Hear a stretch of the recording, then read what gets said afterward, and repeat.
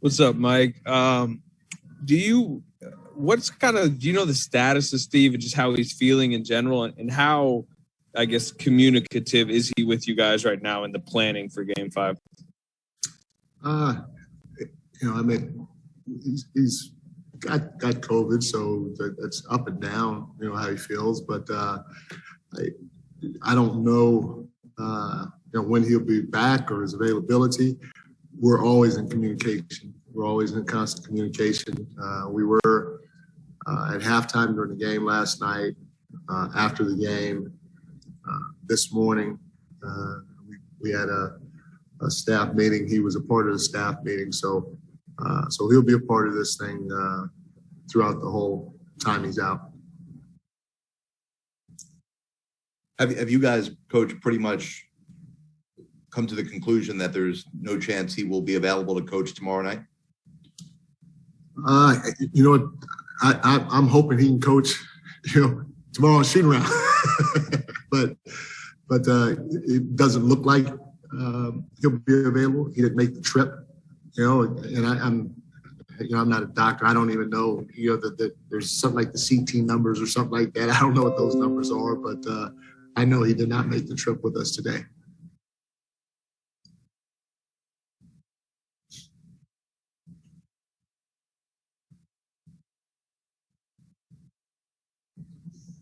Mike, any reaction to the news on John Morant that he's out tomorrow and doubtful for the rest of the postseason, and they announced it as a bone bruise, which sort of raises some questions that maybe it happened when he banged knees with Clay. I'm just curious, sort of your thoughts upon hearing that. You don't wish injury upon anybody, and so it's tough. It's tough for him as an individual. He seems like a great person from afar. I don't really know him, and tough for his family, tough for the organization, the city of Memphis, and his team. So again, you don't wish that upon anybody, but we have to, stay focused, stay locked in, and understand no matter who they put out on the floor, they're more than capable of beating us. They went 25 without him during the regular season, and so we have to have that appropriate fear in order to get over the hump. So, you feel bad for him personally, but we also have to stay locked in the same breath. Coach, looking back at the film and the conversations you had, do you think there was any part of your team that had this natural tendency that we see a lot during the regular season of a team saying, all right, the star's not there, we can relax a little bit last night, is contributed to the first three quarters? Well, I wish I could say that, but if you think about, game one was a struggle for us here. We ended up winning down the stretch. Game two, in my opinion, was probably just as ugly. I think we hit 7 threes or 9 threes, just like we did last night. And we turned the ball over quite a bit. So, and that's when he was playing. But I think it's natural at times, especially during the regular season, to kind of let your guard down. I think with the veterans we have in the locker room and their ability to understand how important each playoff game is, I think more than anything else last night, they were just antsy. They were antsy. They wanted to go out and take it to them right away and see if we can put the game away early, not just for our team, but for our fans too. And trying to do that, we ended up turning the ball over quite a bit at the beginning of the game, and our spacing wasn't there, and we rushed into some shots that were like shot turnovers. But I think our group has learned from it, and we should come out and play better tomorrow.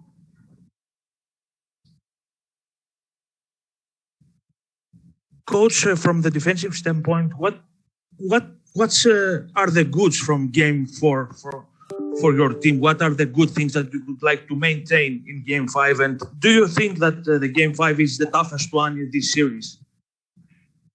The first thing, all these games are tough. I mean, I've been a part of a lot of playoff games, and I don't even Game 3.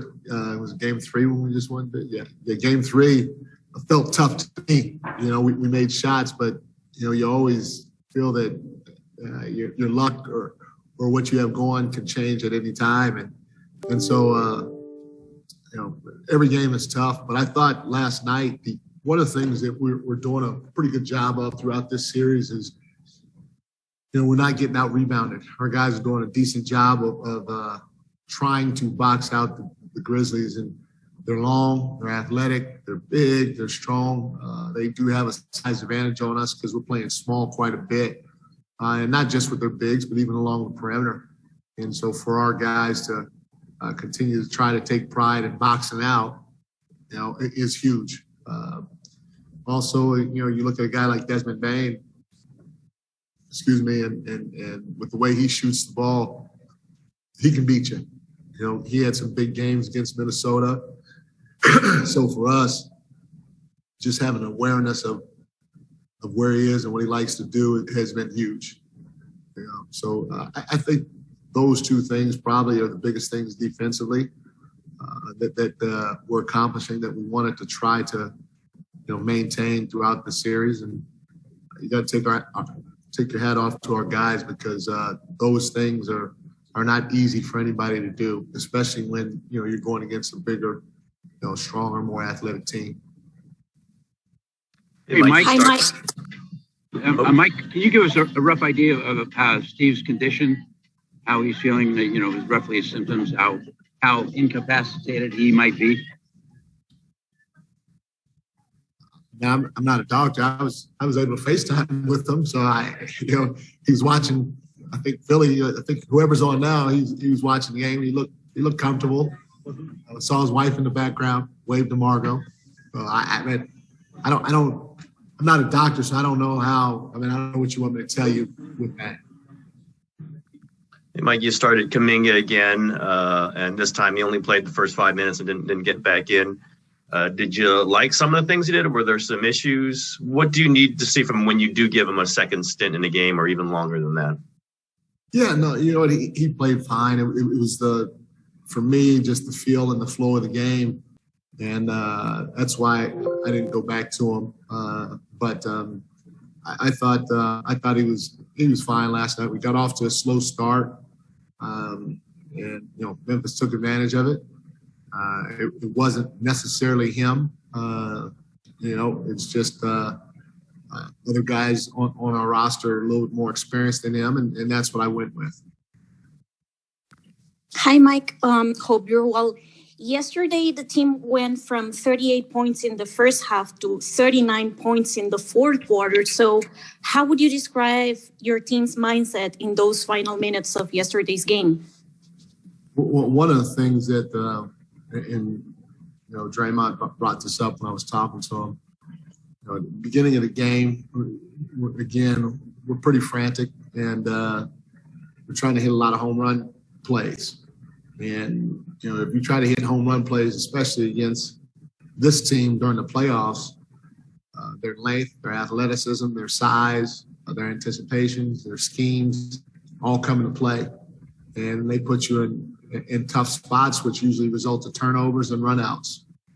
So I think we had maybe 10 turnovers at the end of the first quarter or something like that. And as the game went along, we started to settle ourselves down. And I thought, by the time that fourth quarter rolled around, guys understood that we didn't have to keep throwing haymakers at these guys. If we try to keep our game plan as simple as possible offensively, Steve says all the time, hit singles instead of trying to go for the grand slam on every possession. Then good things have happened. And I thought in the fourth quarter, that's what it was. Guys just found an open guy. They didn't penetrate too deep to where 2 and 3 bodies were around them, and we ended up turning the ball over. And they tried to go from good shots to great shots. And Mike, are you guys taking any extra precautions to make sure the virus doesn't spread, make sure nobody else tests positive, given that Steve has? Yeah. So we test. I don't know how many people tested. Most everybody tested. A lot of guys are wearing masks. And, we're encouraging anybody, if they don't feel well at all, to speak up, and so we can get them tested right away. And Coach, how important is it to get this series closed out in this next game and not let it come back to the Bay Area? I kind of look at it a little differently. Again, I've been a part of a lot of playoff games, and every game to me in the playoffs is extremely important. It's extremely important because one win by a team can change the whole momentum of the series. It could swing a series if you give a team one win. So our mindset, our focus will never change going into these games. Draymond, he's our emotional leader. He's one of our vocal leaders. He's saying the same stuff about our guys for this game tomorrow. He's saying the same stuff to our guys about this game tomorrow as he did in game 2, game 3.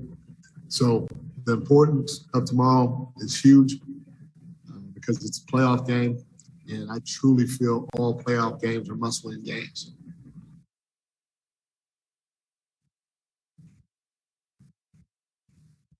Mike, you were saying yesterday that, your duties going from lead assistant to head coach, like it's very specific to basically CEO of everything. I just was wondering if you could be a little just kind of more specific on like just what really changes in game for you when suddenly you have to shift over one seat.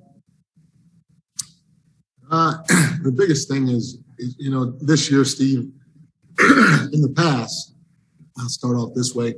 I did a little bit of defense and probably a little bit more of the offense, but I was on both sides of the ball, and I had a really good feel because I bounced between the two sides, especially when we were doing stuff and shoot around and in practice. Steve asked me this year to be defensive coordinator, which obviously I agreed to, and I am. This is my first year doing that for the team, and so 99% of my time has been on the defensive side. And when we practice and we have shoot around, Steve and Q and Kenny Atkinson are down here with the offense, and then myself and Chris DeMarco are down here with the defense. And so, yes, we talk about what we're going to do beforehand. We talk about what we're going to do in practice, what we're going to do in shoot around.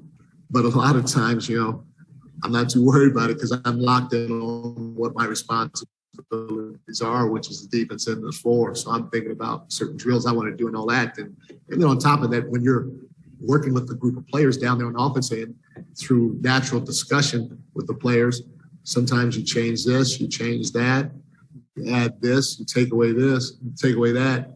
And, just like we do defensively. And that's why I don't even have to go. That's why I don't normally go into the huddles during timeouts, because Steve pretty much gives me free reign to make the defensive adjustments and all that other stuff. And so now as a head coach and being the one trying to communicate to the guys, not only what to do defensively, but also offensively, I got to play catch up, because I haven't drill work, and when we divvy up in the stations and stuff like that, I haven't been down there. So that was probably the biggest challenge because it was right before the game. So I was trying to get a crash course on what we could do offensively to try to help our guys a little bit better. And then the next thing is, I handle the rotations, and I'm the point person for it. We all make decisions on it. Obviously, Steve has the final call, but I always put the rotations together, and we try to go into the game sticking by it, and it changes most times. But those are probably my two biggest things. And now, you add the offense into it, especially when I haven't been down there quite a bit, it makes it a little tough.